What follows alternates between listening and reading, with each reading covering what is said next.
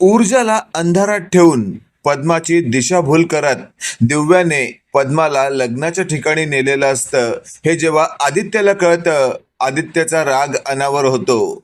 आदित्य लगेचच दिव्याला फोन करतो. दिव्या आदित्यचा आलेला फोन रिसीव्ह करत नसते आणि अशातच आदित्य आणखी चिडतो. आदित्यने पुन्हा पुन्हा दिव्याला फोन केलेला असतो. आता नाईलाज असतो का होईना, पण आदित्यचा फोन हा दिव्याला रिसीव्ह करावाच लागतो. जसा दिव्याने आदित्यचा फोन रिसीव्ह केलेला असतो, तात्काळ आदित्य बोलू लागतो, काय गे आहेस कोणीकडे तू? हे वाक्य ऐकल्यावर दिव्या म्हणत असते, काय रे आदित्य, असं का बोलतोस तू माझ्याशी? त्यावर आदित्य म्हणत असतो, आता तर तू माझं डोकं सटकवलंयस. त्यावर दिव्या म्हणत असते, काय झालं आदित्य, असं का बोलतोस तू माझ्याशी? त्यावर आदित्य म्हणत असतो, आता तुला तुझी लायकी दाखवून द्यायची वेळ आली आहे दिव्या. हे सगळं ऐकल्यावर दिव्या म्हणत असते, म्हणजे असं काय केलंय मी की तू माझ्याशी इतकं रुडली बोलतोयस? त्यावर आदित्य म्हणत असतो, तू ऊर्जाला अंधारात ठेवून पद्माला लग्नाच्या ठिकाणी घेऊन गेलीस आणि तेही पद्माला काही कळू न देता. त्यावर दिव्या म्हणत असते, आदित्य प्लीज तू या सगळ्यामध्ये पडू नको. त्यावर आदित्य म्हणत असतो, अगं अक्कल आहे का तुला? काय बोलतेस तू? तुला तरी कळतंय का? स्वतःला माझ्यापेक्षाही मोठी समजतेस की काय? हे वाक्य ऐकल्यावर दिव्या म्हणत असते, आदित्य मी मजबूर होते, मला हे करावं लागलं. जर हे मी केलं नसतं ना तर माझ्या सगळं अंगाशी आलं असतं. त्यावर आदित्य म्हणत असतो, अगं हे दीडशाने, मला सगळं माहितीये तू कशी असते. एक गोष्ट लक्षात ठेव, आतापर्यंत मी बोलून दाखवलं नाही, फक्त एवढंच. आता जर तात्काळ तू घरी आली नाहीस ना तर तू बघ मी काय करतो ते. असं बोलून आदित्यने फोन ठेवलेला असतो. आदित्यने तर फोन ठेवलाय, पण इकडे दिव्याच्या हातात असलेला फोन तसाच असतो आणि दिव्या स्वतःशी बोलत असते, वाट लागली माझी, आता काही आदित्य मला सोडत नाही. उगाचच या पद्माच्या मॅटर मध्ये पडली, नसती पडली तर आदित्याचा असा राग मला सहन नसता करावा लागला. आणि अशातच आपण पाहतोय आदित्यने आता दरडावलेलं असतं, लवकरात लवकर घरी ये. तेवढ्यात आपण पाहतोय आता तिथून पद्मा लगेचच घरी यायला निघत असते. तेवढ्यात आपण पाहतोय आता शौर्य आणि ऊर्जाने त्या लग्नाच्या ठिकाणी शिर्के आणि हर्षवर्धनची दाणादाण उडवलेली असते. त्यामुळे हर्षवर्धन हे चांगला हतबल झालेला असतो. हर्षवर्धनचं थोबाड पाहून शिर्के बोलू लागतो, काय हर्षवर्धन, स्वतःला खूप शहाणे समजत होता तुम्ही. माझ्या प्लॅन नुसार करा, असं करा तसं करा, कोणालाही बोलवायचं नाही, अमुकच माणसांना बोलवा, लग्न इथे नाही तर तिथे घ्या, प्रत्येक गोष्ट मी तुमची ऐकली आणि शेवटी तुमचा प्लॅन फसला. तुमच्याच सुनेने तुमच्यावर ताशेरे ओढले. आता हर्षवर्धनला भर मीडिया समोर शिर्के नको नको ते बोलत असतो आणि हे सगळं ऐकून मात्र आता हर्षवर्धन चांगलाच चिडलेला असतो. तो लगेचच बोलत असतो, ए शिर्के, लायकीत राहा, माझ्याशी बोलताना 10 वेळा विचार करायचा. आता मीडिया समोर आहे याचा विचारही न करता हर्षवर्धन शिर्केला नको नको ते बोलायला लागतो आणि तेवढ्यात शिर्केचा मुलगा विक्रांत पुढे येतो. विक्रांत म्हणत असतो, हो हर्ष अंकल, अजूनही मी तुमचा मान ठेवतोय, एक गोष्ट लक्षात ठेवा, माझ्या डॅडला जसं तुम्ही म्हणालात तसं ते करत गेले आणि मीही या लग्नाला तयार झालो. या पद्माशी लग्न करण्याचा विचार देखील माझ्या मनात कधी आला नाही. पुत्र तरी विचारणार आहे का तिला? अशा मुलीशी लग्नाला मी तयार झालो आणि आज इथे झालेला गोंधळ हा तुमच्यामुळे आहे. हा सगळा जर सावरता येत असेल तर सावरा, नाहीतर एक गोष्ट लक्षात ठेवा, माझ्या पप्पांनी फक्त एक फोन वरती वरिष्ठांना केला ना तर तुमची जहागीरदार असोसिएट कायमची बंद होऊन जाईल.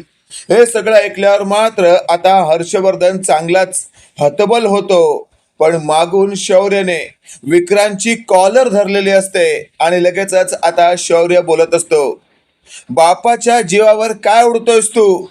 तुझ्यात काय हिंमत आहे, दाखव ना बोलून. त्यावर हर्षवर्धन समोरच आता शौर्य जे काही बोलत असतो ते पाहून मात्र हा विक्रांत चिडलेला असतो आणि विक्रांतने तिथे शौर्याला मारण्यासाठी हात उचललेला असतो. तेवढ्यात आपण पाहतोय तो हात हर्षवर्धनने अडवलेला असतो आणि हर्षवर्धन म्हणत असतो, ए दीडशाण्या, माझ्याच मुलाला माझ्या समोर मारण्याचा प्रयत्न करतोयस का तू? काय वाटलं तुला इथे तुझा बाप आहे तर तू काहीही करशील का? लक्षात ठेव, तुझ्या बापाने जर तुझ्या डोक्यावरचा हात काढून घेतला ना, त्या रस्त्यावरचं काळं कुत्रही तुला विचारणार नाही. आज तुझ्या बरोबर जी 4 फालतू मुलं फिरतात ना, ती तुला लांबून देखील पाहणार नाहीत. ती देखील तुला लाथाडतील. त्यामुळे तू तुझी लायकी सोडून वाकू नकोस. हे वाक्य ऐकल्यावर मात्र आता विक्रांतला शिर्केने शांत केलेलं असतं. पण विक्रांत शिर्केंना म्हणत असतो, पप्पा तुम्ही मला काय शांत करताय? अहो एक गोष्ट लक्षात ठेवा, ज्याप्रमाणे सगळं घडत आहे ना, आपल्या बाजूला यांनी काहीतरी डाव रचला आहे. त्यावर शिर्के म्हणत असतात, विक्रांत शांत हो, इथे मला कोणतीच गडबड नकोय. असं बोलत आता विक्रांतला शिर्केंनी तिथून नेण्याचा प्रयत्न केलेला असतो. पण मीडियाने या दोघांना घेरलेलं असतं आणि मीडिया म्हणत असते, विक्रांत शिर्के खरं काय ते सांगा.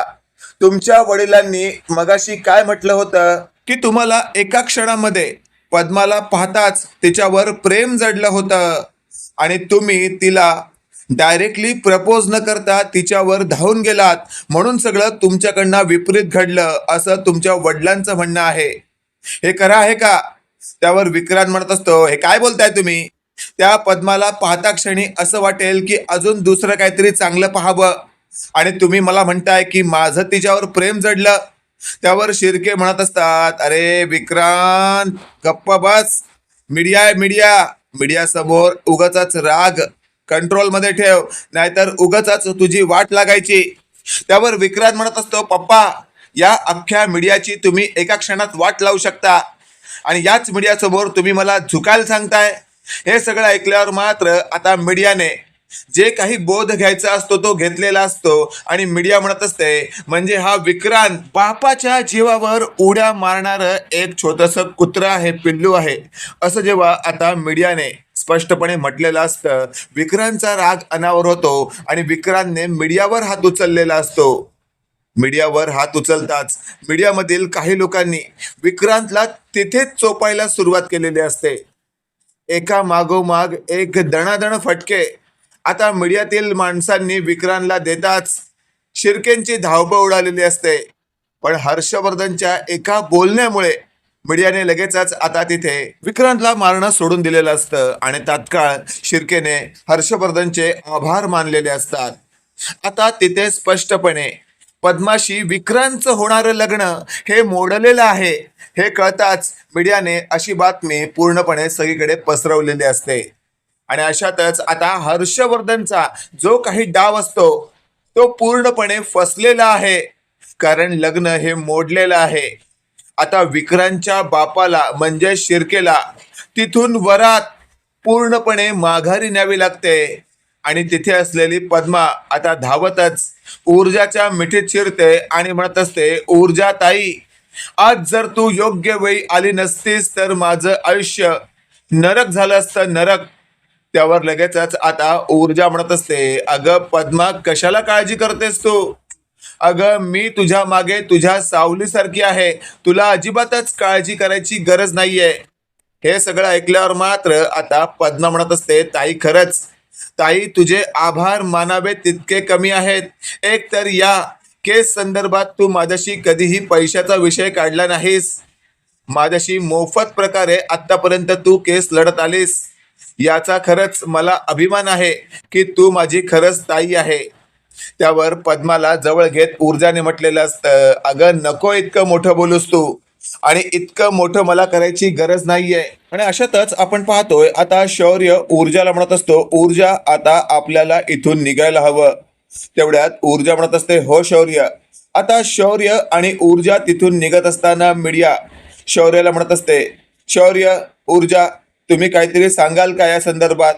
त्यावर ऊर्जा म्हणत असते, जे काही घडलं ते चुकीचं आहे, असं घडायला नको होतं. आज पद्माचं जर लग्न या विक्रांतशी झालं असतं तर नक्कीच पद्माचं आयुष्य खूपच बेकार झालं असतं, कारण हा विक्रांत फक्त या केसमधून सुटण्यासाठी हा सगळा डाव आखत होता.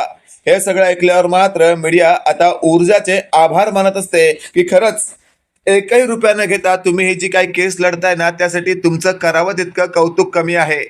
आणि अशातच आता ऊर्जा आणि शौर्याने मीडियाचे आभार मानत तिथून आपला काढता पाय घेतलेला असतो.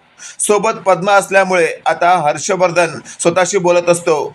आज माझा प्लॅन फसला, पण उद्या शिर्के मला पुन्हा फोन करणार आणि माझं डोकं खाणार. मला या पद्माचं लग्न विक्रांतशी लावायचंच होतं, म्हणजे उद्या माझा तीर्थाचा प्रॉब्लेम सॉल्व्ह झाला असता. आणि अशातच आपण पाहतोय आता हर्षवर्धन घरी आलेला असतो आणि थेट आपल्या बेडरूम मध्ये गेलेला असतो. आणि त्यानंतर मागून आलेली दिव्या ही आपल्या बेडरूम मध्ये जात असताना आदित्यने तिला हॉलमध्येच थांबवलेलं असतं. लगेचच आता आदित्य बोलू लागतो, काय गे दिव्या, काय चाललंय काय तुझं? काय समजतेस तू स्वतःला? या इकडे माझ्या समोर. त्यावर दिव्या अशी येते आणि म्हणत असते, काय झालं आदित्य? याआधी माझ्याशी तू अशा प्रकारे कधीच बोलला नाहीस. त्यावर आदित्य म्हणत असतो, याआधी आतापर्यंत इतक्या खालच्या दराला तू कधीही गेली नव्हतीस. तू आज जे काही केलेस ना त्यासाठी तुला मी अजिबातच माफ करणार नाहीये. त्यावर दिव्या म्हणत असते, म्हणजे म्हणजे काय करणार आहेस तू? त्यावर आदित्य म्हणत असतो, आता बघ मी काय करतो. आणि अशातच आता आदित्यने दिव्याला म्हटलेलं असतं की आत्ताच्या आत्ता तू इथून चालती हो, जा तुझ्या आईच्या घरात, पुन्हा मला तुझं थोबाड दाखवू नको. हे सगळं ऐकल्यावर मात्र दिव्या म्हणत असते, आदित्य तू माझ्या बरोबर असं नाही वागू शकत. त्यावर आदित्य म्हणत असतो, मी तुझ्या बरोबर काय वागू शकतो ना हे अजून तुला माहिती नाहीये. तू आज जे काही केलंयस ना त्यासाठी मी तुझी पोलिसात तक्रार सुद्धा करू शकतो. हे वाक्य ऐकल्यावर दिव्या म्हणत असते, जा ना मग कर तक्रार, बघायचंय मला तुझं कोण ऐकतं ते. कारण हे सगळं करण्यासाठी मला ज्यांनी प्रोत्साहित केलं ती व्यक्ती मला या सगळ्यातून सोडवेल. त्यावर लगेचच आता आदित्याचा राग अनावर होतो आणि लगेचच आता आदित्याने आगावगिरी करणाऱ्या दिव्याच्या सटासट कानाखाली खेचलेल्या असतात. त्या क्षणाला तिथे विजया येते. विजया म्हणत असते, आदित्य काय चाललंय हे? घरातल्या बाईवर हात उचलतोयस तू? त्यावर आदित्यने विजयाला दिव्याबद्दल सगळं काही सांगितलेलं असतं. त्यानंतर विजया ही म्हणत असते, दिव्या हे बरोबर नाही केलंस तू. त्यावर दिव्या म्हणत असते, आई तुम्ही मला का बोलताय? मला हे सगळं करण्यासाठी डॅडनी भाग पाडलं होतं. हे वाक्य ऐकल्यावर आता विजया आदित्यला म्हणत असते, आदित्य असं जर सगळं असेल तर या सगळ्यामध्ये तुला पडायची गरज नाही. त्यावर आदित्य म्हणत असतो, वा मॉम वा, म्हणजे आता तुला या दिव्याची बाजू अगदी योग्य वाटते तर? त्यावर विजया म्हणत असते, दिव्याची बाजू नाही, माझ्या नवऱ्याची बाजू, तुझ्या वडिलांची बाजू. एक गोष्ट लक्षात ठेव, हर्षवर्धन जहागीरदार या घरात प्रमुख आहेत. आणि अशातच आता तिथे कुमुदिनी आलेली असते. कुमुदिनी म्हणत असते, काय ग विजया, मला विसरलीस की काय? हे वाक्य ऐकल्यावर आता तिथे असलेली विजया चांगलीच गोंधळते.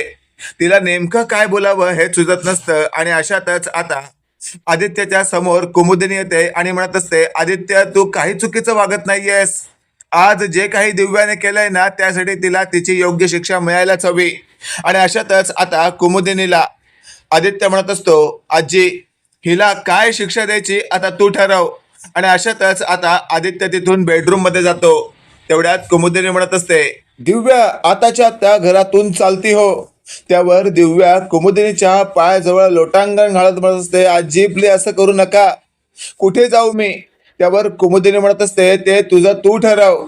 चुकीचं करताना तुला वाटलं नाही की नंतर याची आपल्याला काही ना काही शिक्षा भोगावी लागेल? त्यावर दिव्या म्हणत असते, आजी असं काय करताय? हे सगळं करण्यासाठी हर्षवर्धन डॅडने मला भाग पाडलंय. त्यावेळेला कुमुदिनी म्हणत असते, पण तरीही तुला योग्य अयोग्य यातला फरक कळत नाही का?